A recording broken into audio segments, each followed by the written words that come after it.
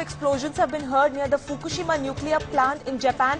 Now, details at this point in time still remain unclear, but several workers are reportedly injured at this point in time. Now, the Japanese government has expanded the evacuation area around the plant because of a radiation leak. Now, the radius of evacuation has been increased from 3 to 10 kilometers.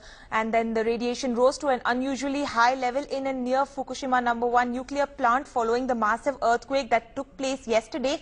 The amount of radiation reached around 1,000 times the normal level, raising fears of a nuclear catastrophe as well. Now, the major worry was that the nuclear radiation would leak into the environment if the power plant was not kept cool. But clearly, this is the big news that we are tracking this hour. Let's also tell you that the coolant system at the Fukushima power plant was disabled after the quake that took place yesterday, but a prompt delivery of coolants by a US Air Force plane averted that disaster. But at this point in time, the news that we are getting is that the Fukushima power plant, there has been a nuclear disaster that has taken place. Evacuation processes are going on at this point in time, but details are still awaited. In fact, let's also tell you that the Japanese government officials say that there was a shaking and a trail of white smoke at the power plant in the area devastated by the massive earthquake. For more on the story, let's go across to our correspondent Rishabh Gulati. Rishabh, it's over to you. What more details can you give us? Yeah, very worrying news coming, Srishti, from the Fukushima plant #1, the #1 reactor at the Fukushima plant. Remember, there are 5 reactors over there.